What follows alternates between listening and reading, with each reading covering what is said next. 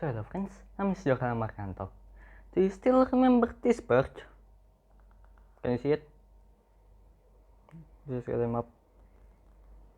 Yep, Jajak there you go. This one?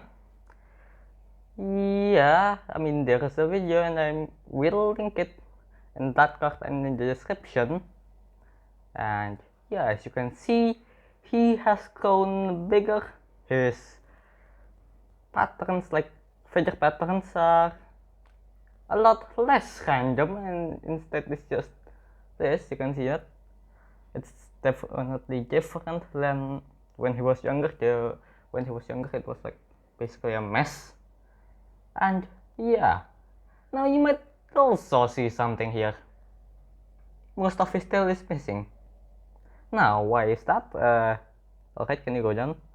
Never mind, he does not want to go down. He always does this. He instead jumps from my other finger, from my finger, one to my thumb, from my thumb to my other finger. Now, this is his old cage. And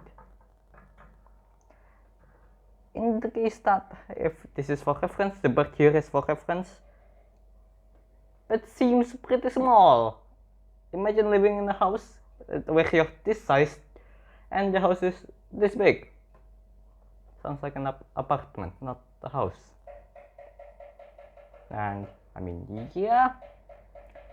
And if he does a lot of turning around due to, you know, going around and around, eating food. Wait, can he eat food already? I think he could, but I think that was just for training. He's just entirely subsisting off food given to him directly by my mom. And he was training so that he could eat for himself, I guess. Yeah, right? Now, the cage was always open. He could, you know, go in and out freely. And yeah, that's actually how most of his tail is missing. He just turns, and then in a cramped position, and then right here, he usually sleeps right around here. Right around here, I told you already, it's right around here. And if you see it like this, and then if he's sleeping like this, if he wants to turn around, that's going to conflict with this thing. What the? What is it that you want? Hold on. Put that up first. Just put the bird on top of here.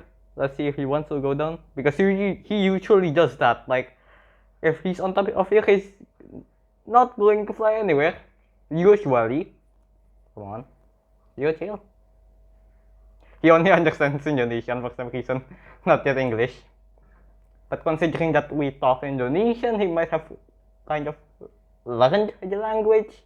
And considering he also hears TV broadcasts, yeah, I think that makes sense for him to kind of understand Indonesian. Now, here, let me introduce you to this. This is probably his new cage. Why did I put cage in quotation marks? Because it has no walls. Yeah, literally, there's absolutely nothing. It's only this. And yeah. Now he's going to be perching right here. That's it. You just move the bird right here. And then let's hope that it does not fly away. And that's where the training part comes in, for it to not fly away. Now you see this thing, right? Let's hope. Yeah, it is used to put the feet of the bird, and then just you put it around the feet of the bird, and then yeah, the bird cannot get out. Why? It's a rope. And there's this thing that is blocking the... Actually, I think this is closer to string, not a rope. And then there's this thing which then blocks the movement of the bird. Now, if you measure the rope, it is just enough to get to these things, which, well, we are going to be filling it with food and water. You can actually see which one is water and which one is food. The food one that typically has, you know, green stuff. Actually, you know what? Yeah, this is actually that one. The one that I used to feed the bird. He still gets feed by it. Get fed, I think. Fed? Feed? And yeah, we'll just reattach that later when he wants to eat. Actually, I think he eats more mung beans than millet, because he typically, kind of tries to eat millet on his own. And anyways, because mung bean also contain quite a lot of water, he doesn't also have to drink much water.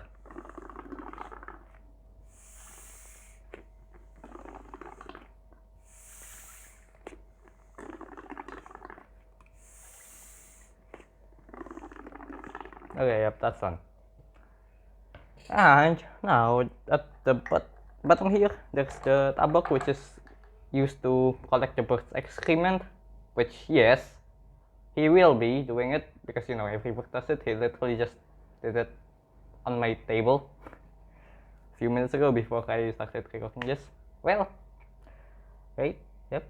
Of course, I'm not going to put this around his feet because, well, I don't really want to. Because, he does not really fly around much, and if he does, it's literally just for training. And he cannot do it well because of his missing tail. When he wants to fly to my dad, he ended up flying to the mattress. And it requires a 90-degree turn. Yeah, you're right. Alright. Okay, so basically there is like several types of training that you can do. Basically, there is number one, you can just put it in, hope it does not fly, or it's already tamed, like this one, probably, because he's already close to humans. He does not really fly that much due to humans. The other type of flying is basically just training or just wanting to fly. And then there's the second one, which is to put this around the feet of the bird and hoping that the rope is good enough so that it does not dangle, because if it does, that's going to end up with either a broken leg or confusion. Good thing this one is just measuring like right around here, which is nice, because if it ends up like right here, then it's going to be a problem, because then the bird can just try to fly. If it is untamed, can just try to fly and then end up outside, let's say right here of the area, which is a very, very bad, especially if you aren't watching it, which most of the time you probably aren't, which will result in horrendous consequences for the bird, but not for you. I mean, you lose your bird most likely.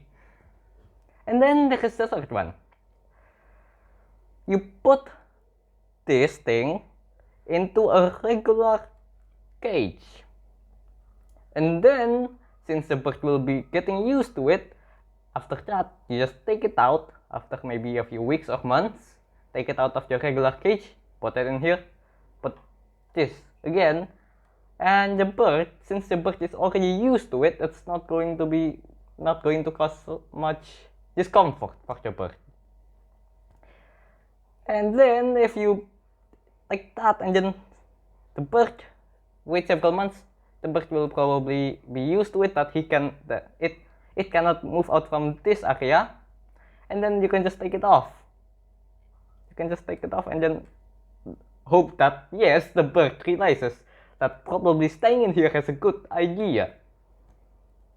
I think you need to put it inside for a while to see if it decided to fly. And if it does, then put this thing back again. If it does not, you can put it outside after several weeks or months. And if you just jump on the second one, I mean, yeah, it's going at least to cause some discomfort to the bird, unlike the third one and the second one. But for the second one, it's much harder due to, you need to tame this one, the bird. the bird first, and then yeah. Okay, so I guess we could. Hey, can you just move focus? Yeah, we need to use that. I'll just. Okay. Yep. Okay. Yeah. I mean, I think it's fine. But I think these ones are going to, kind of slightly damage the tail. Unlike this one, which, look at this, right here and then right here. He usually sleeps right here, and then he also sometimes sleeps sideways. And then it's right here, and then he needs to most of the time turn. And yeah, you get the idea. But this time, this one, he probably does not need a lot of turning. He just needs to look forward and see something. And then if he wants to turn, he can turn the other way. If this one, he usually sleeps like this, the tail is going to get stuck on these bars, and then it's going to slowly damage the tail, which will be not very good for his flying skills, as demonstrated by him wanting to fly to my dad and then ending up going to the mattress.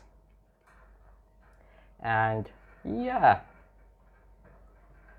Now the thing is, sometimes the bird is just kind of lazy and does not want to move to here, to the food, to the place where there is food. And yeah, we just, in the old one, we just put it down on the floor, so he could, filter out what is his own excrement and which one is food. Yeah, I mean, and then when he's on actual floor, he ended up pecking at the middle of the floor tiles. Apparently he cannot really distinguish it well. I don't know why. Okay, yeah. So, yeah. Now this can be used for zebra doves, and then also, we just call it the cuckoo and putter here. And I mean, yeah, we have another bunch of eggs, another bunch of putter eggs that hatched. One small one. Well, I guess you could use that one, the small one that this one used to use as its, cage. After it gets like stopped, the parents stopped feeding it the bird. But let's hope not, because that's actually what happened to two of the birds, and then one of them ended up surviving because we took him or her, I took it out at the right time. The second one died. Yeah, that one video, the shorts video, yeah, I'm going to link that up in the card and in the description too. So yeah, I guess that's it. Thank you for watching, and goodbye.